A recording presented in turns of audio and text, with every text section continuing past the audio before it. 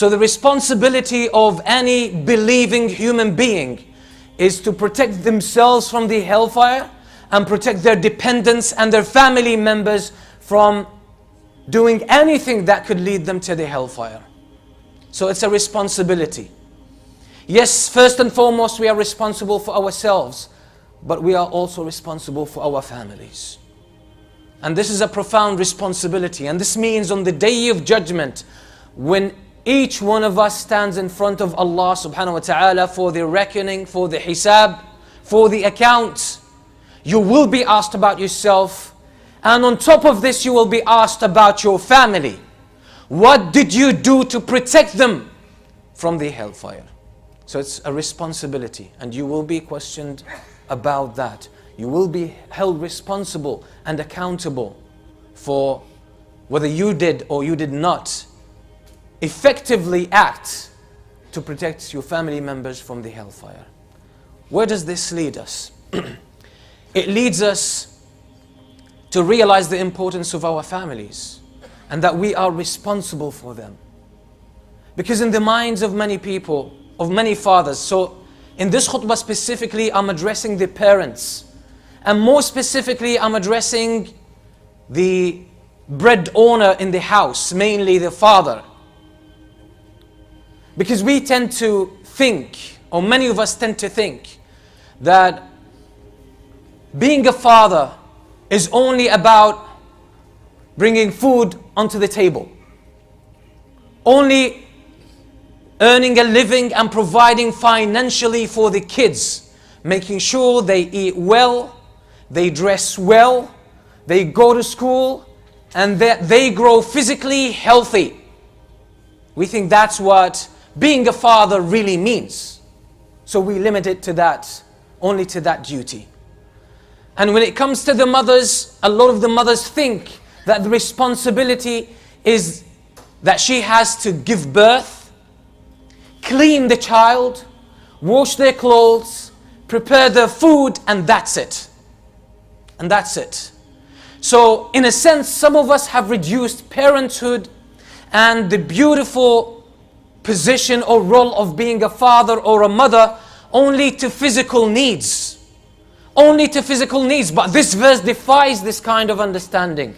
That Allah says, your responsibility is to protect yourself and your families from the hellfire. So being a father or a mother is not limited to just providing for them, looking after their hygiene, helping them buy clothes and go to school and just physically grow to become adults. That's not what parenthood is about. Only about that. It's more than that. So it's important for us to see ourselves as parents that we have to protect our children and our spouses from any way that could lead them to the hellfire. Again, there is another misconception that is common among us. We think the only way as a father to protect my children from the hellfire is basically to give them some teachings about Islam, educate them. Educate them about Islam by sending them to school, to weekend school, Quran school. Or by teaching them personally. If you know Arabic, you know Quran, you know some hadith, you know some fiqh, you teach them. Which is a great thing to do. An important element of raising our kids. But we limit it to that. Because I can see a lot of parents are actually doing well in this regards. They try to secure Islamic education and Islamic awareness for their kids. So they go through some kind of curriculum, some kind of teaching, some kind of guidance. They try their best. If they themselves don't know, they make sure they send them to a qualified teacher or a Quran teacher or an Islamic school that hopefully will be able to teach them Islam. I'm not going to talk about the shortcomings that we have in the way we teach Islam and in our curriculums and in the way we conduct our schooling.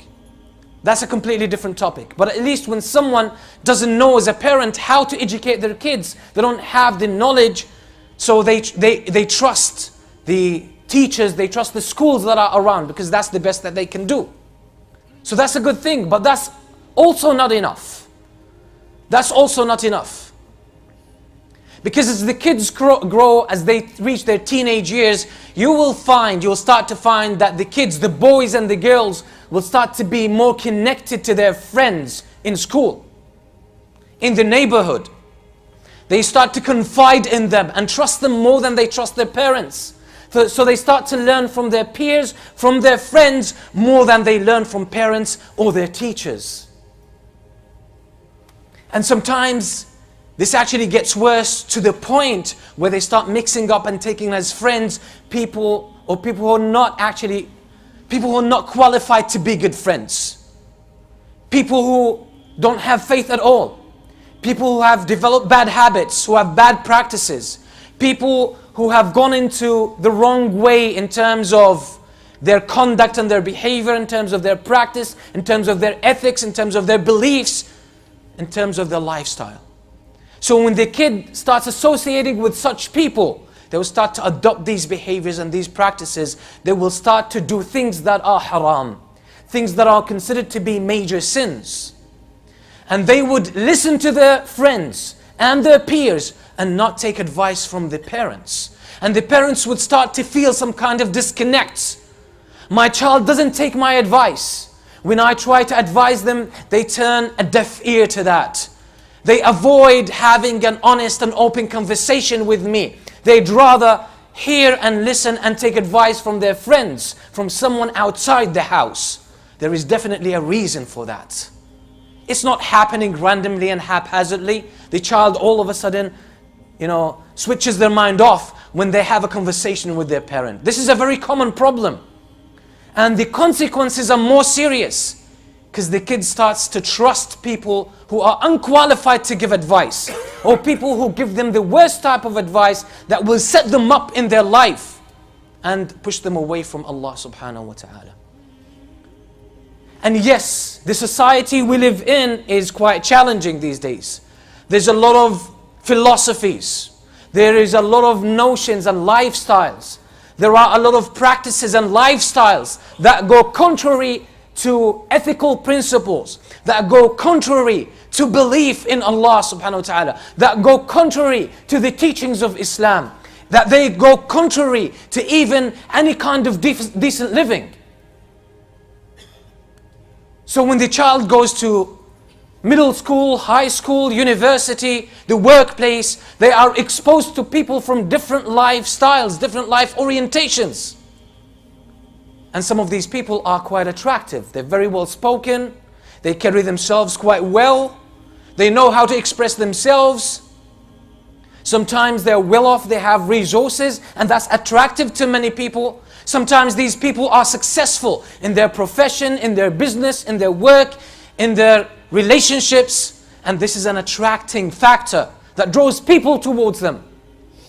So when the parents have lost their child from a young age, by disconnecting emotionally to their child, by only viewing parenthood was about feeding them and clothing them and sheltering them and sending them to school and maybe educating them in an academic way.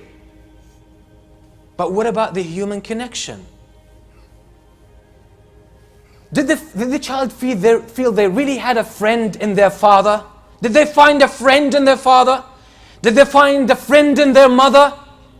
Did they find a safe environment at home to speak their mind and ask questions and express their emotions and share their concerns and ask and seek for guidance without being put down, without being threatened, without being questioned, without being demonized?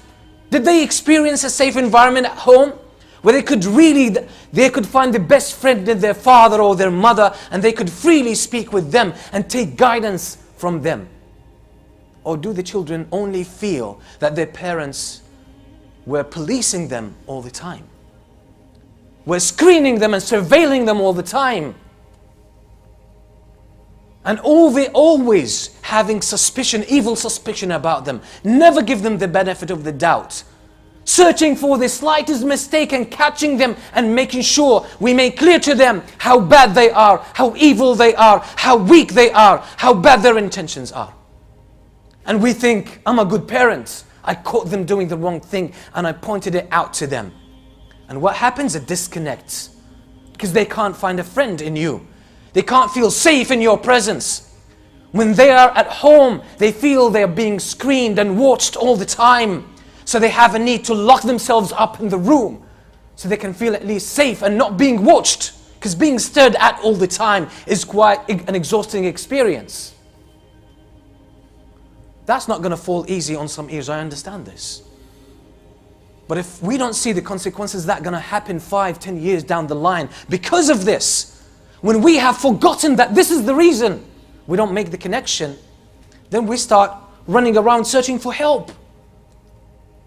My child is losing their deen. My child is taking drugs. My child is having a boyfriend. My daughter is having a girlfriend. My child comes late. They only come home at 2 a.m. I don't know who they spend time with. They come with a smell of alcohol. They come with a smell of weed. When I speak to them, they never take my advice.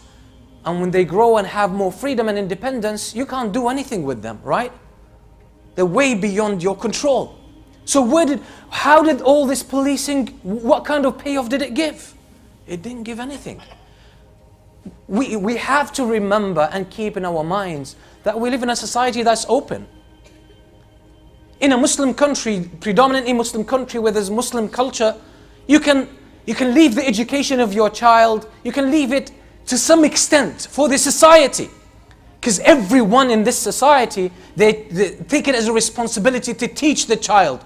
The whole flow of the society, of the culture, keeps the children somehow safe from very bad things. So you can probably count on this. But when you live in an open society where people can do whatever they want, people can espouse the beliefs they want, people can say whatever they want, people can destroy their lives and the lives of others through any means, by substance abuse, by a lot of negative practices. Your child is susceptible to that. They're exposed to this. So it's easy for them to fall into that. They see it in school, they see it in university, they see it in the street, they see it in the neighborhood, they see it on TV, they see it online, they see it in the workplace.